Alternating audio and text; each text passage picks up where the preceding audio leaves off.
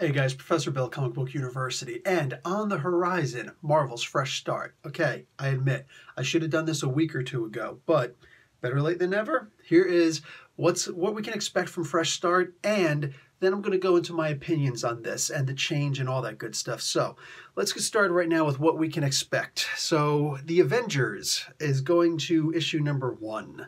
Okay. Yeah. The reason for this is, well, there's a much bigger reason, but the way that they can use Avengers first is because the lineup, the roster of Avengers is constantly in flux. I mean, let's be realistic. Namor is the first name that pops in my head, but you know that there have been several characters who've only been an Avenger for one day. Now, Namor did come back and stayed for a longer time at one point, but I specifically remember him one time being a member of the Avengers team for one issue. He was hired and he quit at in the same issue, right? Honestly, like there have been, you can expect more people quitting the Avengers team than you can expect Trump saying you're fired in an episode of The Apprentice. I mean, for crying out loud, and you know that's going to happen in every single episode. Sometimes it happened twice, but it still happened way more in the Avengers comic books. They were always changing up the rosters, like juggling. So I guess it makes it easy to just say, okay, let's start with the Avengers because, jeez. And you think that the X-Men had some roster changes? No. So we've got Captain America, Thor, and Iron Man. Those are the big three. Those are the original, you know, when I say original, they're the original really good, amazing team that everybody said, yeah, these guys, these are the staples of, forget about founding members and all that stuff, even though Captain America was promoted to a founding member, which is a weird thing to even say. Just, yeah. So Captain Marvel is going to be on this also, Carol Danvers. Black Panther, T'Challa, is going to be on this team. She-Hulk is going to be on this team. She's going to be a serious heavy hitter. Like she's green again instead of gray, which cool. I like it better. But she's still huge. Doctor Strange is on the team again. Cool. And Ghost Rider is now on the team. That is interesting. That's going to be something new that we've pretty much never seen before. I'm looking forward to that. So we can look forward to this on May the 2nd, 2018. So this is like literally a couple of weeks away, a few weeks away. Wow. Wow. So immediately after No Surrender, which is pretty good so far. It's pretty good. Either way, not even discussing that. This is supposed to be something new. They're going to be going into space more often. Okay, so we're going to get back into those storylines again, like Avengers World and the Kree-Skrull War and every other comic book that they used to do. Good. I'm actually okay with that. It was actually one of the big reasons why groups like the Defenders would form, because you got these guys all the way in space all the time. So the next one up is going to be Venom, issue number 1. Okay, so we're switching writers. Donny Cates and Ryan Stegman on art. This sounds like a really good team, and I didn't even need to read the solicit to know, but they say like, oh, this is an evil 1,000 years in the making. Yeah. Donny Cates, that's all I saw, and I knew right away. This was going to involve some serious horror, Cthulhian-style black magic, terrifying and, you know, rip your souls and nightmares apart, all right? I got that. I totally got that. Like Pinhead versus the tall man and just, yeah, death and destruction, carnage everywhere. So, that's what Donny Cates does best. He's coming off of Doctor Strange, and I don't know if he's still going to be writing Thanos or not. That whole series might end. I'm not even sure.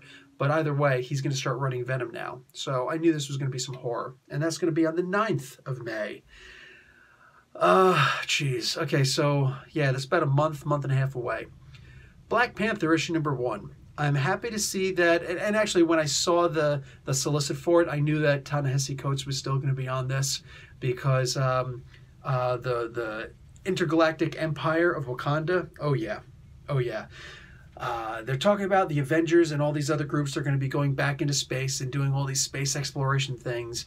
So also the Black Panther movie came out, and Ta-Nehisi has been leading towards this for a while now, and he gave us a sneak peek in the Marvel Legacy, which is the reboot that just happened felt like a couple of minutes ago, for crying out loud. But anyway, it was only like about 8 months ago now, 7.5 months ago.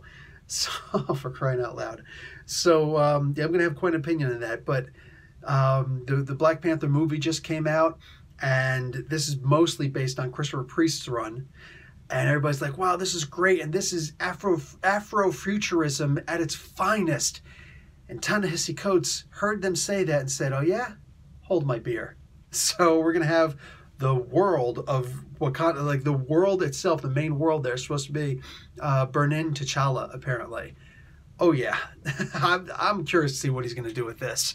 The 23rd of May, 2018. Okay, so Immortal Hulk, issue number 1. Bruce Banner is back, and this is going to be bad. This is, when I say bad, I mean like scary, terrifying. This is supposed to be like a horror version of the Hulk.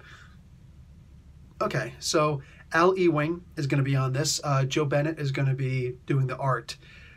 I'm looking forward to this. I'm looking forward to see what this is supposed to be. It's supposed to be the idea that you could shoot Bruce Banner in the head and he'll die. He'll just die. That's the only thing you do is die.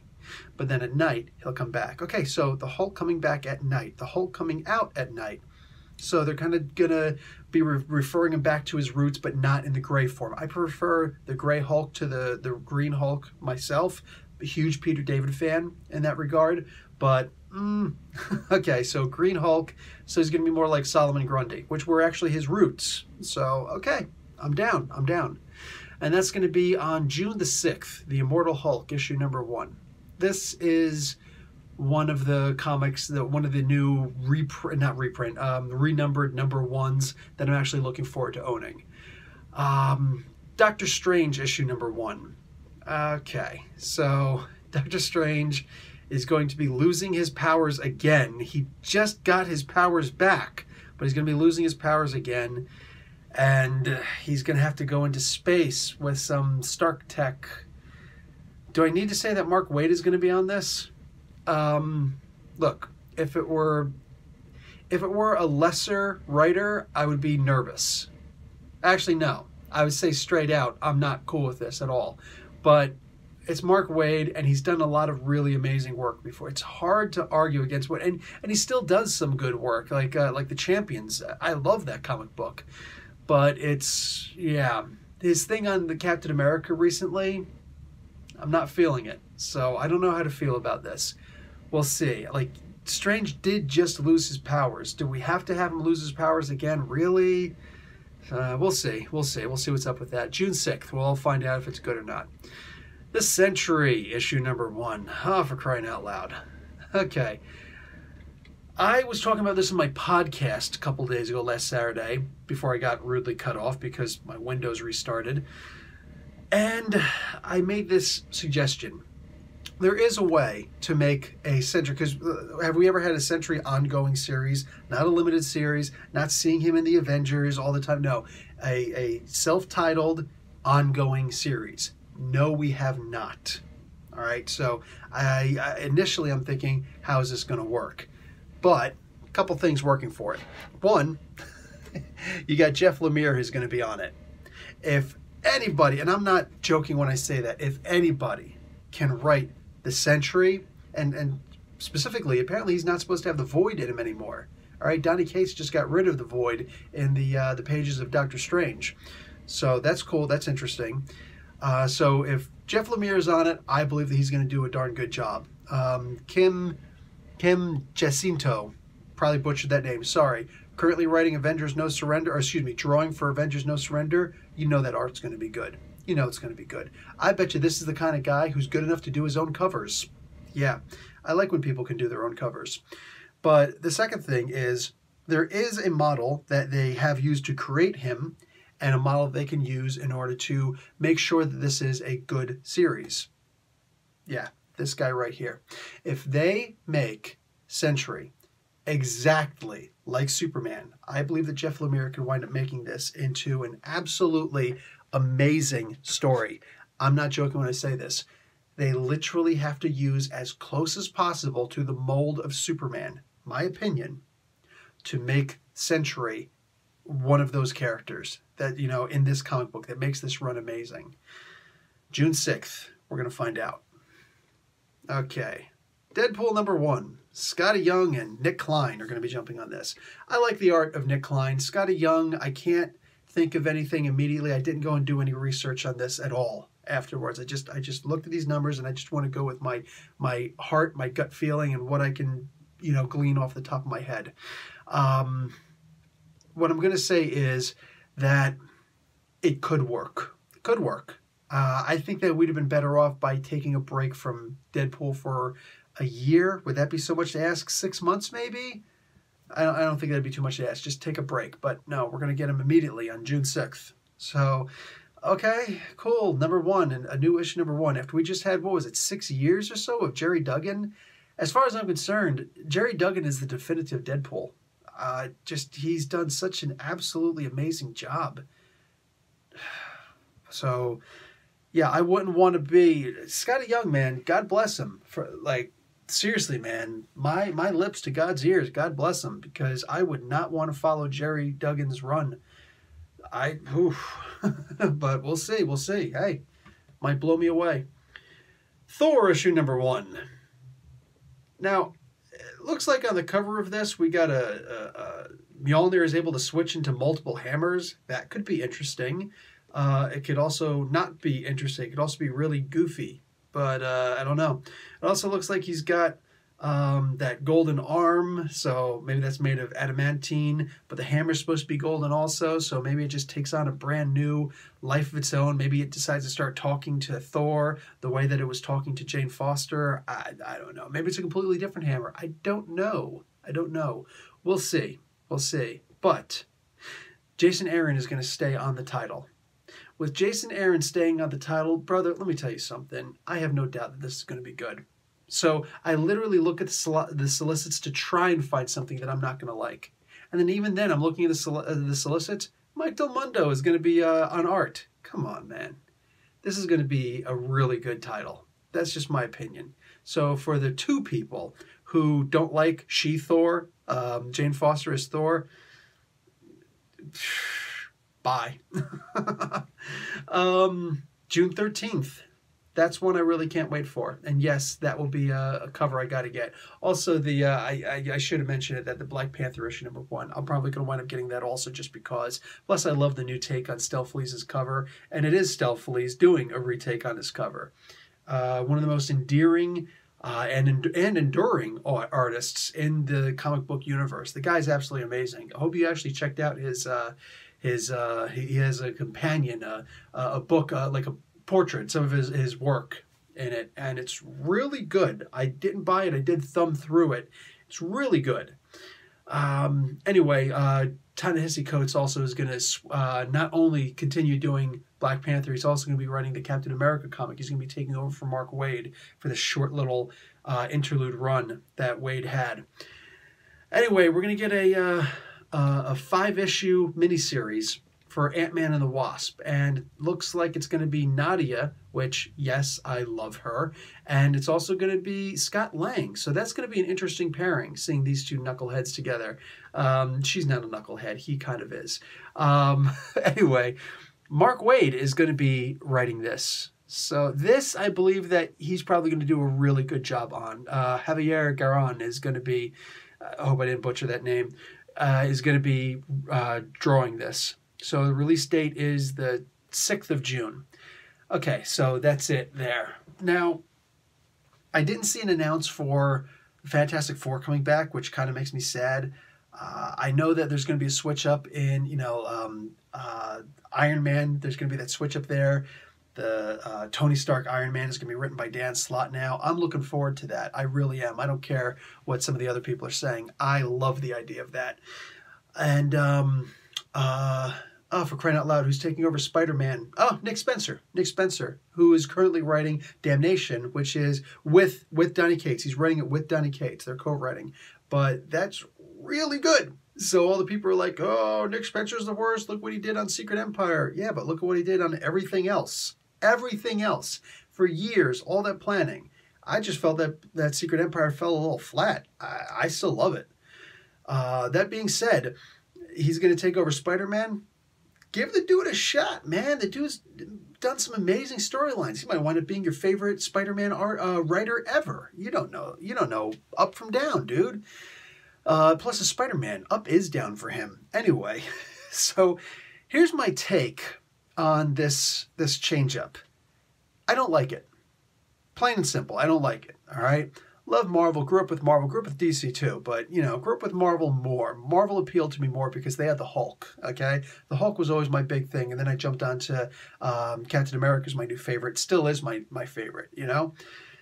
But the Hulk taught me to love Captain America. Anyway, so this, dude, another reboot. You remember when Marvel would never reboot? When we used to always, you know, joke around like, oh yeah, man, DC, they're every 5 years they're going to have a crisis. You know what I'm saying? Some kind of crisis on infinite Earths, crisis on you know, multiple Earths, crisis on just a few Earths, crisis on your mama's planet, whatever. Like always all these crises. And then they finally said, okay, we're not going to do any more crises. And then they did the New 52. Well, that's not a crisis. That's Flashpoint.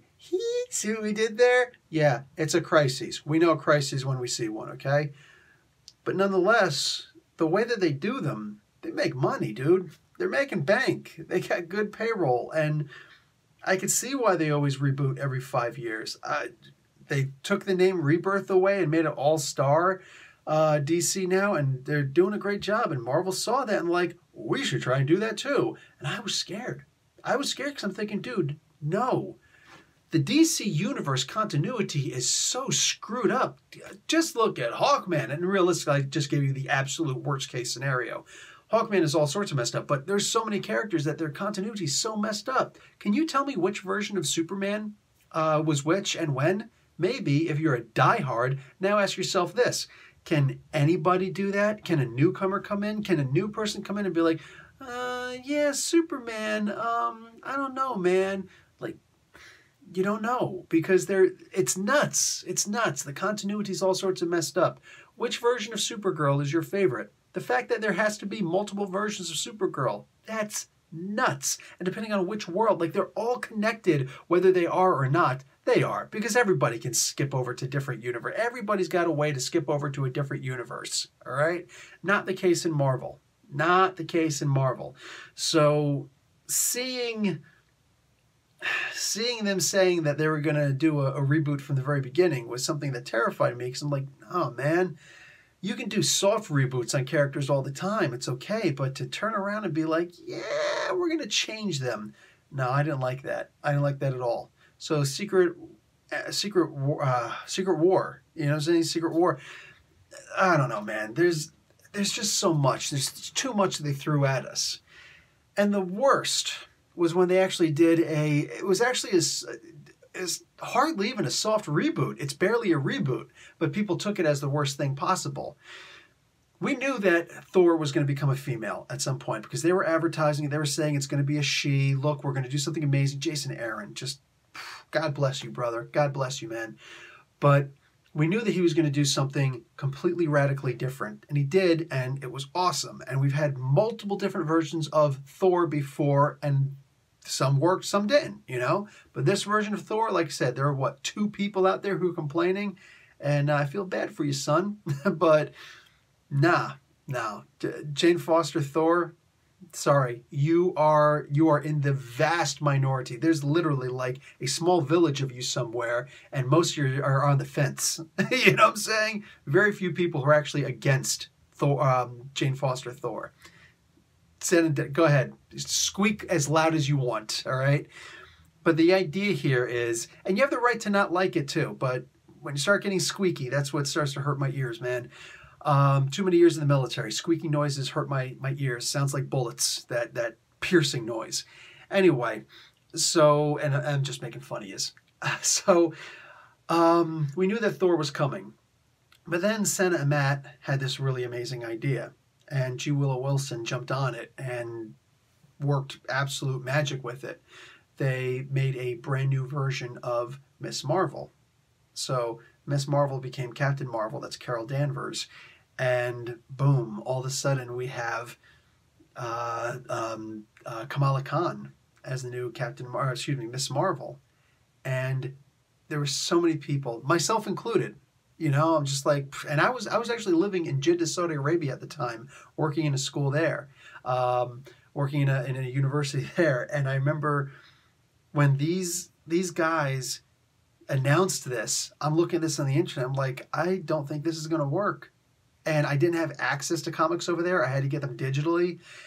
And it turns out, like, I came back for vacation that summer, and it turns out this was actually an amazing comic book. This was a truly amazing comic book. Wow, it blew me away.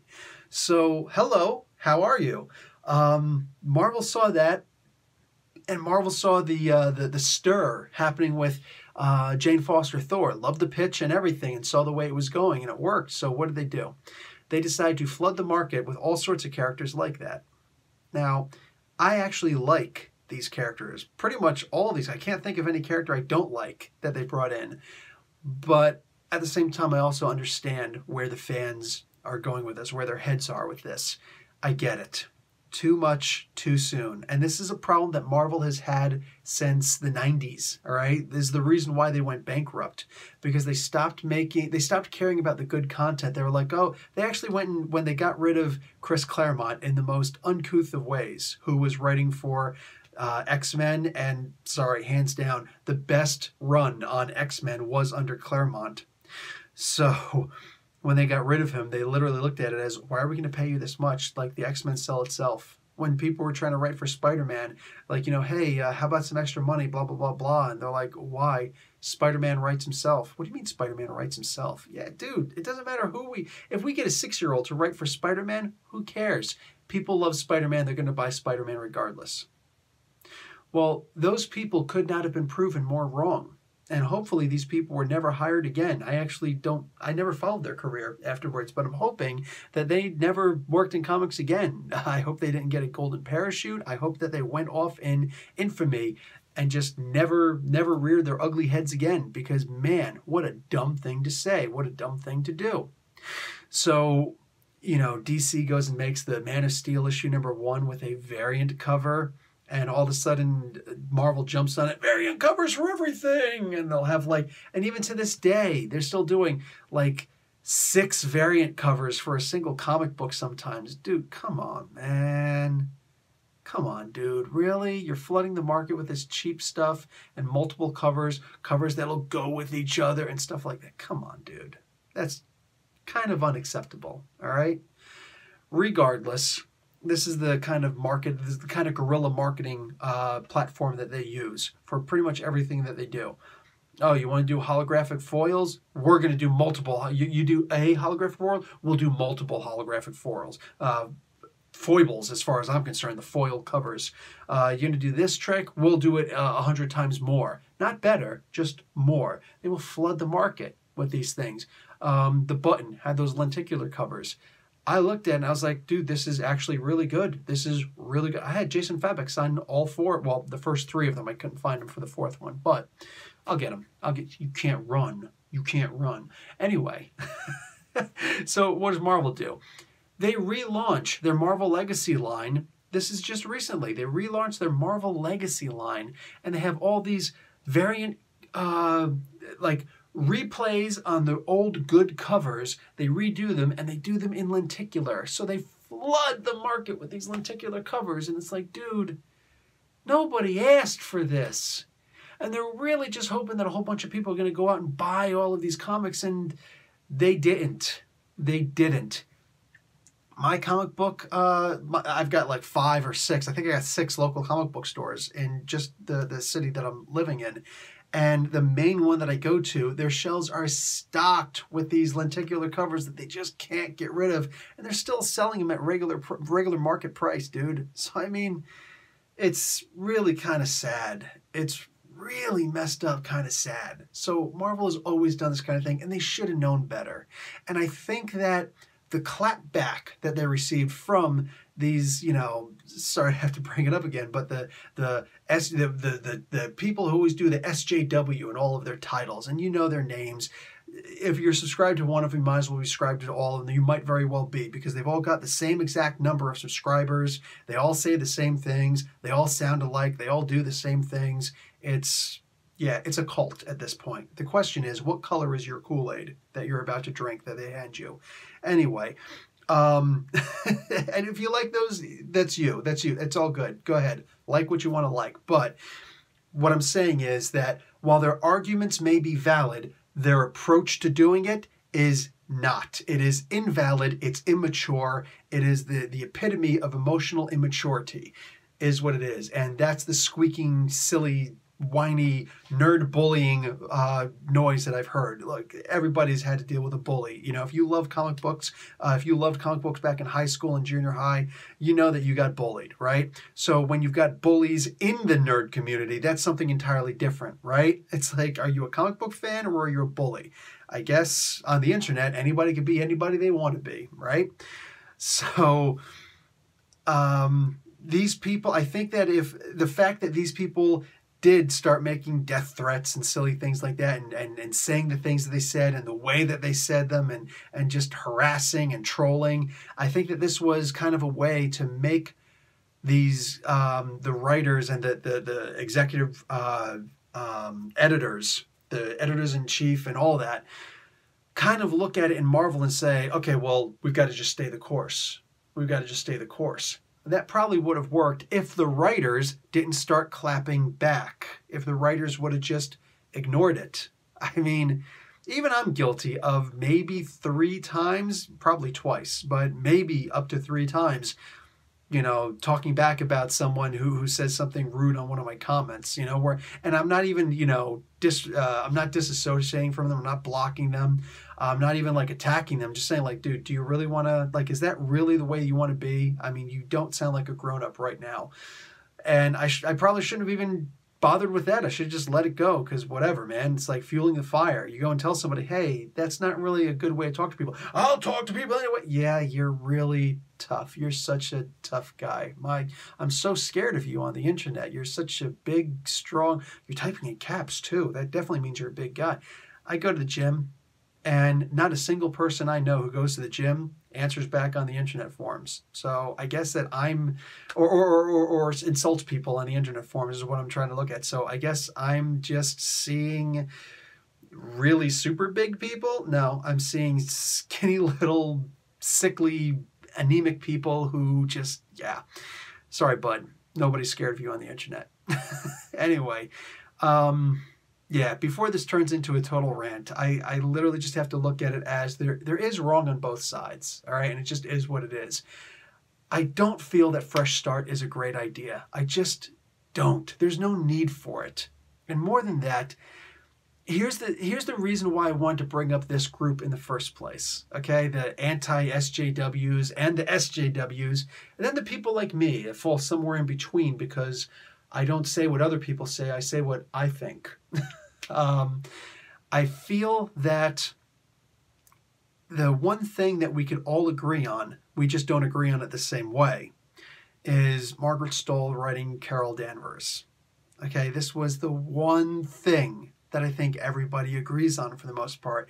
I don't know anybody who reads Margaret Stohl's Carol Danvers and says, this is just such an amazing comic book. Oh my God, she really knows this character. Nobody says that. Nobody says that. So while I'll sit there and say, like, listen, she just doesn't have the character down yet. And I've read what she said in the latest announcements for Fresh Start and everything, where she's like, you know, I write Captain Marvel for me. Probably not the best thing to say, Margaret. Miss Stoll, we're not on first name basis. You can still call me Professor. So I feel that she just hasn't, she knows her voice, but not when writing comics. And I read how she said that she called on Ta-Nehisi Coates because he's also a best-selling novelist. He's actually, I don't even know if he's written a novel, but he's written best-selling books, nonfiction, and just amazing work. And she talked to him. You know, she's written a lot of best-selling young adults, which are novels. And she asked him, like, you know, I'm having a hard time writing. I feel like I'm writing too much dialogue. He says that is the problem. As novelists, we're always about the spoken word, but you got to trust your artist is going to add to your story in a way that your words won't. So write more notes and less dialogue. So she's trying to get that. And I appreciate that. And I love her for being able to, even though I don't love her work right now, maybe one day I will, but I love her for being able to tell us that about herself. That's bravery. Getting online and being a pair of hands, ripping comic books and throwing them and blah, blah, blah, blah. This is the epitome of cowardice. Yeah, I was in the army also, so there's that. But if people, no, you was in the military. Well, you know, that's the thing. Certainly, if you've done what they've done, you're allowed to say those things, right? So yeah, 6 years, U.S. Army Combat Infantry. There's my tag, ching. So yeah, I had my unit patch on my left shoulder. All right, So yes, this is the epitome of cowardice, to just start insulting and throwing shade and just saying all these rude things. It's rude, it's immature, it's stupidity is what it is. That's all it is. And it's not sustainable. Good luck. We'll see if I can still see you in 5 years. Nonetheless, for me, I also don't like what she's doing right now. But I can simply say it as, I don't like this, so I'm not even going to give it a grade. I'm simply going to not read this anymore. This is the mature way of doing things. If you don't like a comic book, don't read it. I don't go around looking for comic books that I don't like so I can make fun of them. That's disgusting. That's absolutely reprehensible. That's deplorable. Okay? Oh, crap. I just used a Hillary Clinton word. You know what? No, I'm taking that word back. Just forget Hillary. Go away, Hillary. I'm not with her. But the idea is that we all do agree in various ways that Margaret Stohl is not right for Captain Marvel. She's just not right yet. Maybe one day she will be, but she's not now. So of all the things that Fresh Start could have done, they could have switched her up. They could have put her on a different comic book. They could have just taken her off entirely. Instead, she makes a pitch for a new version of an origin story, which she says she's not even changing the origin. So what is it that you're doing? One day she may be really good at writing comics, but that day is not today. And I think that if they were really going to do a fresh start, that would have been the one thing that everybody on the internet, and I'm talking on websites, I'm talking on forums, I'm talking about even on Reddit, oh God, Reddit, I'm talking on YouTube, Facebook, if you see, sometimes you'll see good groups on Facebook that talk about it. Not often, though. We can all pretty much agree that we don't want Margaret Stohl on Captain Marvel anymore, yet they persist.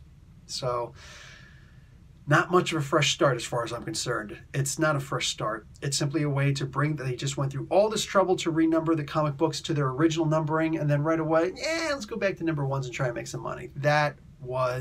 That's kind of unacceptable. That's kind of unacceptable. But it is what it is. So I think that this is basically just a very cheap marketing ploy. Not too much is going to change. Not too much of anything is really going to change. All the stuff that was going to happen was already going to happen.